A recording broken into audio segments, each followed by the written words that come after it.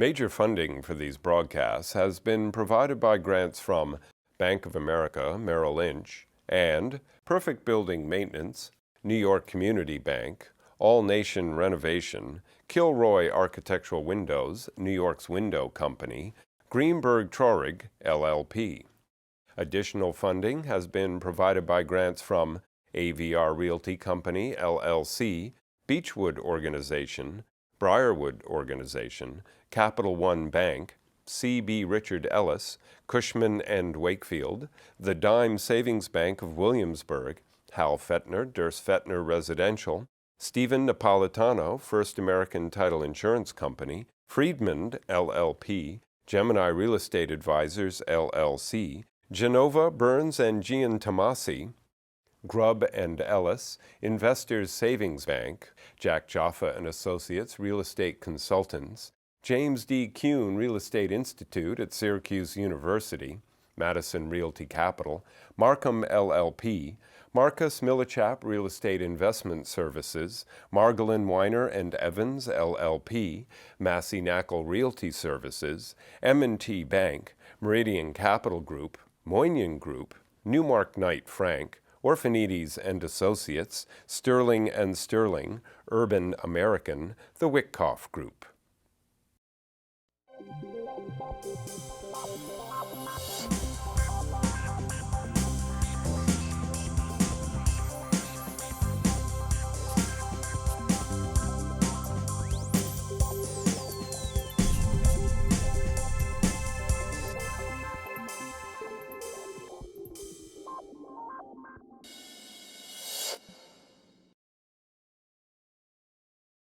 Everybody knows about Times Square, and everyone knows about this new building called 11 Times Square.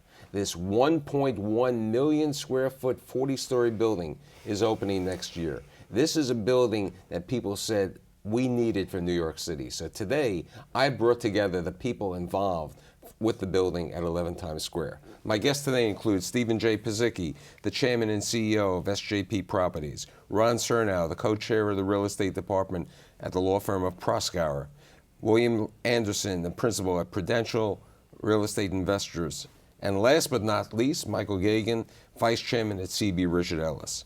So, Pizicki, you've been on the show a couple of times. You're the kid from New Jersey. What did you know about Times Square? I mean, they just let you over to the Port Authority. What do you know about Times Square? Why do you go to Times Square? What do I know about development?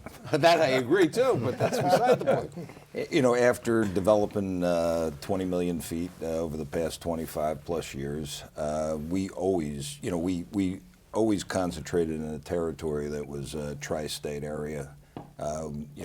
To tell an investor that I'd be an expert on the entire East Coast or the entire country or be able to jump around markets, it always confused me why developers would do that. So Manhattan was always in our tri-state area the whole 27 years. We studied the market. We studied the supply and demand, rental rates, trends, where things were going. And at the time we were looking at New York in 05 and 06 and 07.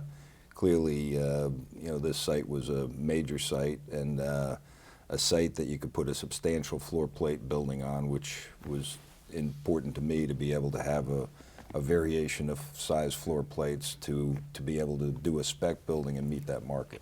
I mean, basically, we had a blighted site. I mean, we had a parking lot for years. We didn't really have anything, and then you found the site, or you had been looking at it, and you bought it. And then you brought somebody who had been involved with Times Square from the beginning. I mean, the true people who were involved with the rededication and the redevelopment of Times Square in the 90s and the 80s were the Prudential.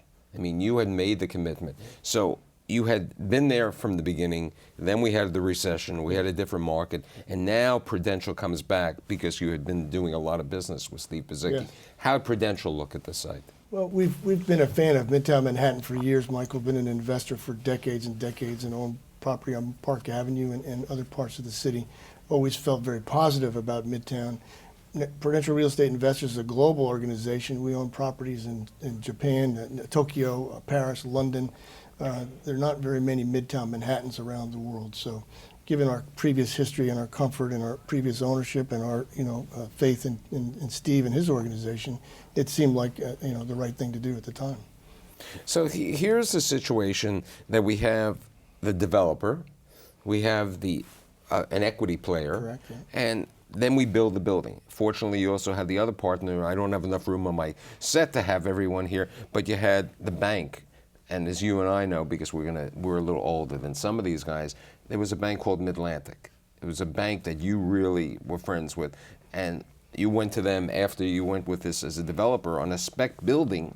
You went to PNC, which was what happened. So you had PNC and Bank of America saying, "We're interested too." Well, we've had a great relationship with PNC. Through our years in the business, we're very loyal to people we work with. We tend to do a lot of repeat business with whether it be architects, engineers, bankers.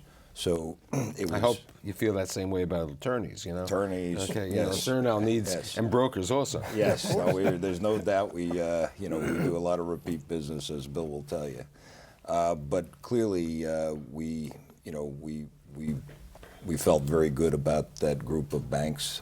Today, banks are taking smaller and smaller pieces of large transactions, so you need a consortium of banks. And I mean the combination of the lead banks of both PNC and Bank of America and Merrill Lynch were really the major players. Now we look at, your major tenant, the person who's made the commitment to 11 Times Square, Proskauer. But Proskauer really has more than an involvement on 11 Times Square. They've been in Times Square when Times Square was a neighborhood that no one wanted to go. Now, you were at the firm when they moved to... No, I came to the firm in 1997, so the firm had already been there. Actually, at my prior firm, we were representing News America in negotiating with David Solomon, who had been the developer of that building, and Proskauer had already signed the lease there. And at representing the News America, we actually went and negotiated with Proskauer at the time. So that was the... Now, but Proskauer has been in 1585 for how many years? 20 years. So 20 years ago, in 1990, in a time when the Pru was involved with the commitment, because Times Square, there was a lot of spec development in the 1990s and the 80s, but here is a different situation. Proskauer went to Times Square where people didn't want to go. I mean, it was Proskauer or Creveth who really went to Times Square and 8th Avenue. So Proskauer has made a commitment, and you've understood the situation. As Michael was saying prior to the show, Proskauer could have stayed at your present space. You have good space. There's nothing wrong with the space. Why'd Proskauer make a decision to continue to stay over there? Or, I mean, with a good broker like Michael, you could have gone to Lower Manhattan, you could have gone to the Trade Center, you could have maybe gone to 11th Avenue, you could have waited a couple of years and maybe gone to the Hudson Yards. Why did you decide to go to 11 Times Square? Well, I mean, first of all, I think that the choices that we had were really relatively limited. For a 400,000 square foot tenant looking for truly Class A space, there weren't that many options. Downtown was certainly an option for us, and we looked at it, and we looked at it hard.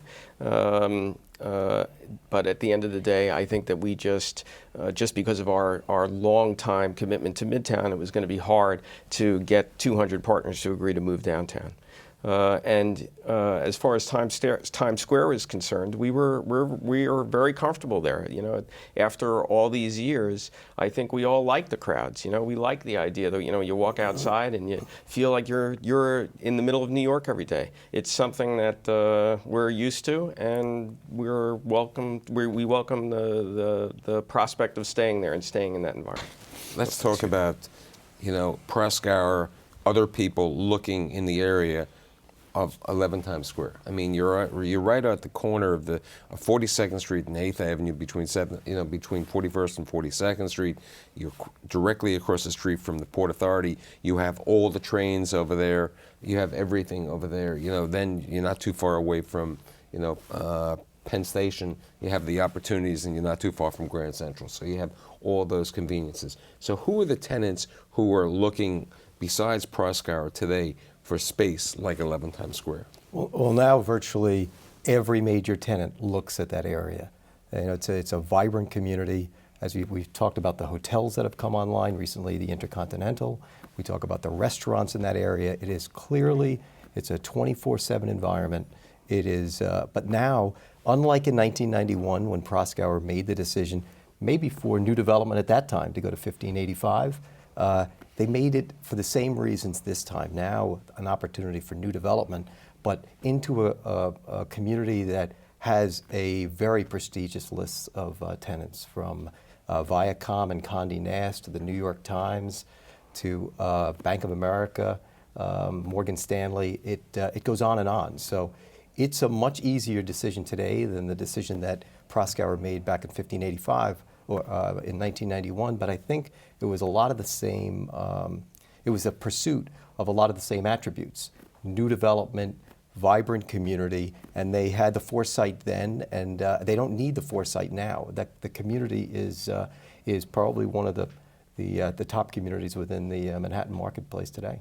I mean, Bill, when Prudential looks at a development, you look at, in addition to the office component, you look at the retail component, you also look at the residential component. There's no residential component over there, but what's going on, as I said earlier, Related has this massive deal 2 blocks away where they're going to have 11 or 1,200 residential units.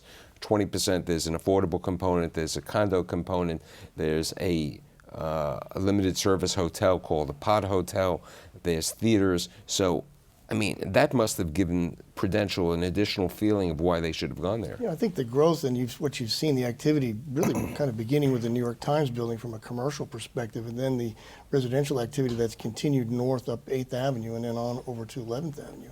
It's pretty interesting to see what that's done. It brings that 24-hour population, even up higher, supports the retail, which is important to this asset, and makes it a better office environment for the people in the office tower. So I think all those uses working together just reinforce each other. You were saying part of the show, Ron, that you have 400,000 square feet at 1585. You're moving into 400,000 square feet. People would say, why are you only taking 400,000 square feet? I think part of the reason is you don't need libraries anymore, as we were talking about. There's more use, better efficiency at 11 Times Square. There's other situations. Now, but you were also saying the availability of growth in all the other situations. Right. I mean, for us, the move from 1585 to 11 Times Square was a difficult decision because 1585 is a perfectly good building, and we're very happy being there. So we really had to look at 11 Times Square and identify what about this deal, why are we really doing it? And the first and most prominent reason is because we were landlocked at 1585. We've used all of our expansion space and we have no place else to go. So for us, we're planning on growing, we're planning on expanding and doing it aggressively. So the opportunity to get serious expansion options at 11 Times Square was, if I had to say what was the one thing, it was probably that. The second thing was the opportunity to really redo our space, do it in a more efficient basis.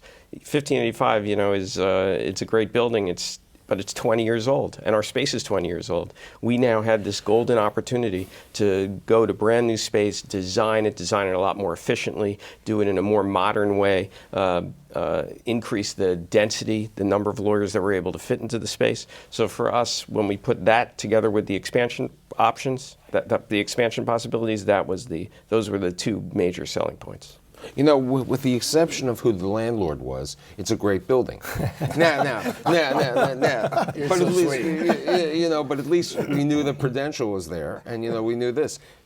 What are you planning to do? You have 1 million square feet. I know, as Michael just said, there's a lot of people looking at space. But you were talking about pre-builds, other types. What type of other things are you planning to do at 11 Times Square in the office component? We'll talk about the retail in a second. Having developed speculative office buildings for over 25 years and having developed the volume of buildings that we've done, we really had to build a building that would accommodate a 3,000-foot tenant comfortably and a tenant that was over 400,000 feet comfortably. So the activity on the building is from very small tenants. Like we said, we're doing a couple floors of pre-built space. And we're talking to tenants that are 300,000 feet right now. So the activity is terrific. You know, a tenant can feel comfortable being a small tenant in the building or a very large tenant in the building. And I think it was the way the building was thought out and conceived. And I think that the energy efficiency of the building and the LEED certification, as people more and more start understanding what a building that's LEED Gold, the air quality is going to be, you know, staggering for the productivity. You know, the younger people, you know, I think Proskauer is clearly is a growth firm. They're a dynamic organization. They're, you know, expert in many areas of the law. And I think they see that recruiting is going to be important. And the younger people understand the benefits of the LEED indicators, particularly the air quality, I think is going to be the most dramatic advantage to the office user in that type of building. Michael, with regard to what Steve just said, you know, about the 3,000 square foot tenant, do you see the possibility, because hedge funds love luxury spaces, they all, you know, they like these unique spaces, and I think what Ron said prior to the show was that there are, you know, when you go to the top floor and you see those towers and you see those views, you know, you really have, do you see certain people like the leading financial services or hedge funds coming into 11 Times Square? No question, for two reasons. One, they look for technology-rich buildings. They look for efficient buildings. They have a tendency, the financial services industry, as well as the legal profession, they have a tendency to spend an inordinate amount of time at the building because they're working around the clock. They have commitments to meet at 24 hours a day, and to some extent, their working environment is key for them. So being in a new building, having something with that type of image, as well as that type of functionality, is key for their business. Let's talk about the retail. I mean, you have what, 55,000 square feet of potential? That's correct. Of retail. So what do you see as the retail? I mean, as I said prior to the show, the Applebee's across the street does $14 million a year. 20,000 people walk into the Applebee's every week, and it's directly across the street from you. Right. So what type of retail do you foresee at 11 Times Square? Well, the volume of people, the pedestrian traffic in Times Square is staggering. And clearly any type of retail is fueled by that kind of disposable income and volume. So Times Square has been acceptable from a retail standpoint to every type of retail tenant. We're seeing more and more apparel tenants wanting to come into Times Square. Clearly, theme restaurants. In addition to the retail space, there's 16,000 foot of signage that will go on the exterior of the building, and many of these tenants are. I thought it was going to say Proskauer over there. You know, it does say we have. That's clearly in Times Square they want to encourage signage. So we probably have more signage opportunity than any building in Midtown Manhattan today. No, but I think, you know, we were joking before that 1585 is close to the new Shake Shack. You know, right now he's even going to be closer to the Shake Shack over here. And you know, just the volumes in the situation. Now, where do you see, do you see any companies coming over from New Jersey or other places over here, you know, to 11 Times Square? I mean, Michael was talking before. You know, because of the Jersey waterfront, there's clearly a relationship between New Jersey and New York for the office user.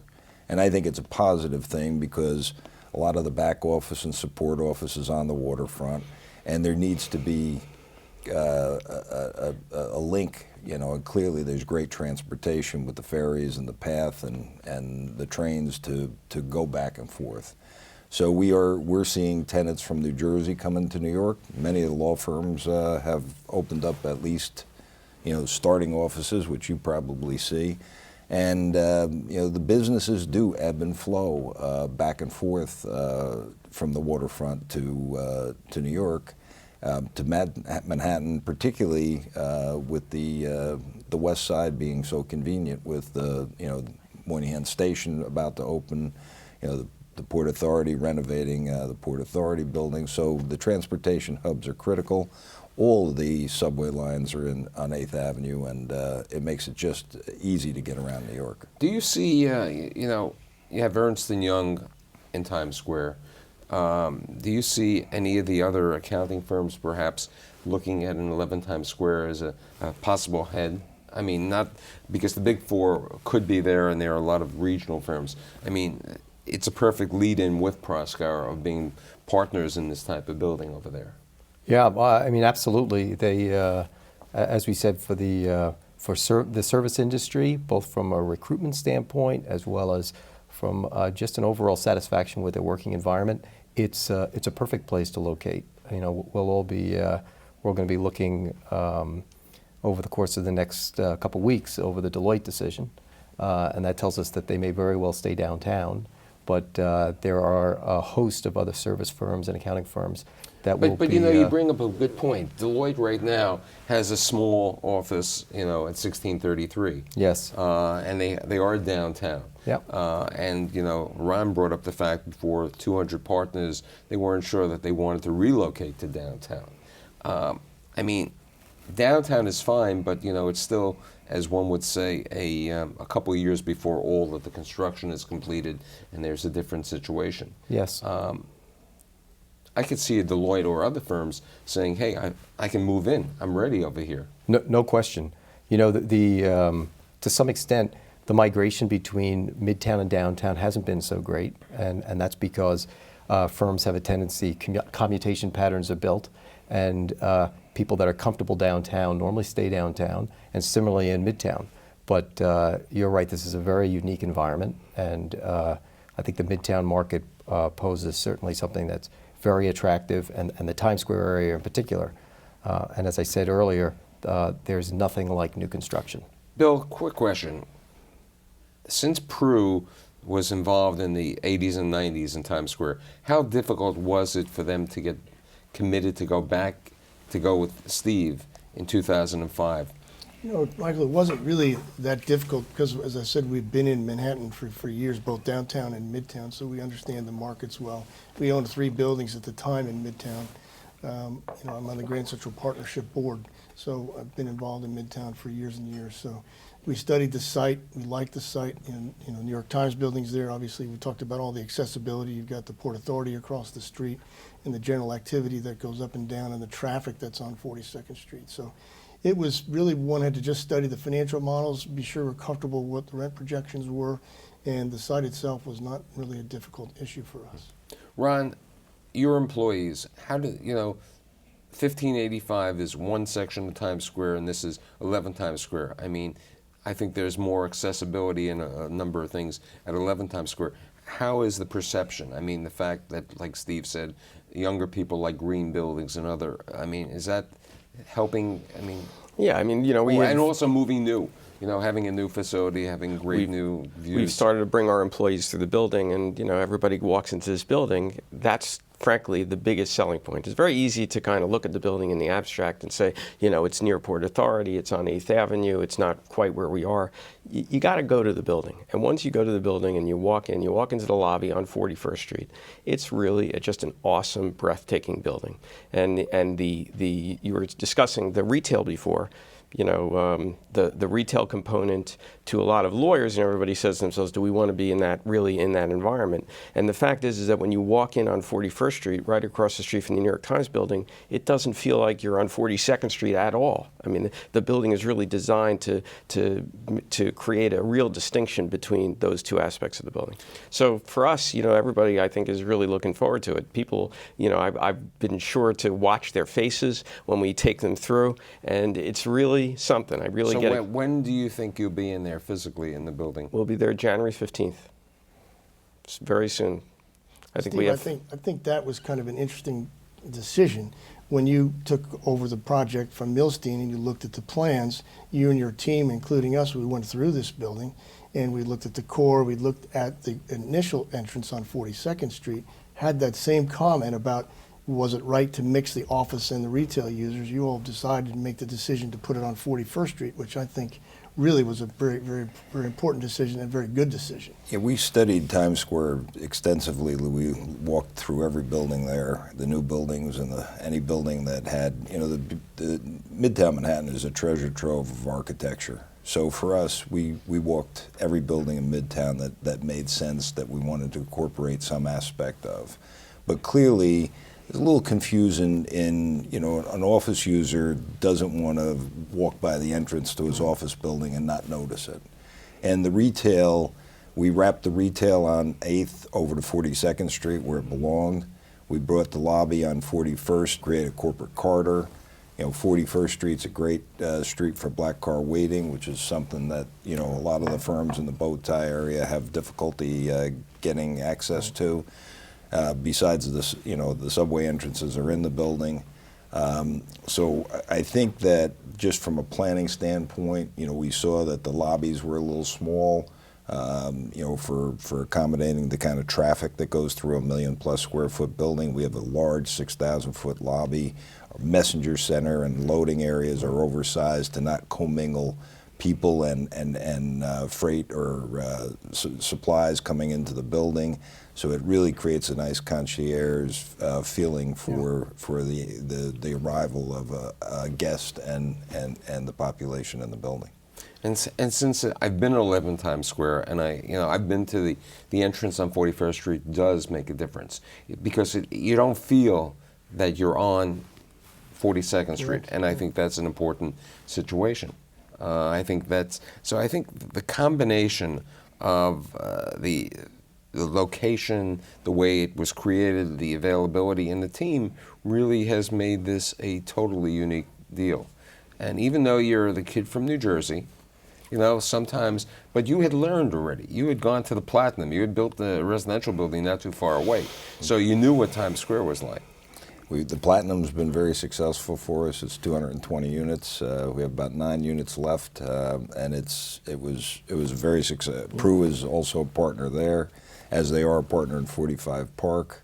Both assets have done extraordinarily well. So we know that they've done well, and everything will do well. I'd like to thank the 11 Times Square team for being here, and we look forward to January when you move in there so we can see the official opening. Stephen J. Pizicki, Ron Cernow, Bill Anderson, and Michael Gagan. See you next week.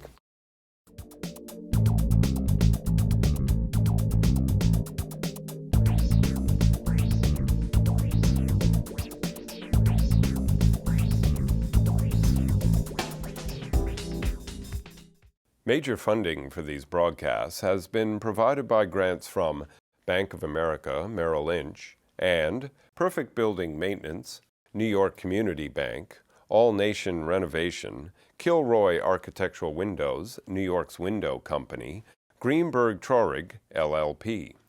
Additional funding has been provided by grants from AVR Realty Company, LLC, Beechwood Organization, Briarwood Organization, Capital One Bank, C.B. Richard Ellis, Cushman & Wakefield, the Dime Savings Bank of Williamsburg, Hal Fettner, Durst Fettner Residential, Stephen Napolitano, First American Title Insurance Company, Friedman, LLP, Gemini Real Estate Advisors, LLC, Genova, Burns & Gian Tomasi, Grubb & Ellis, Investors Savings Bank, Jack Jaffa & Associates Real Estate Consultants, James D. Kuhn Real Estate Institute at Syracuse University, Madison Realty Capital, Markham LLP, Marcus Millichap Real Estate Investment Services, Margolin Weiner and Evans LLP, Massey Knackle Realty Services, M&T Bank, Meridian Capital Group,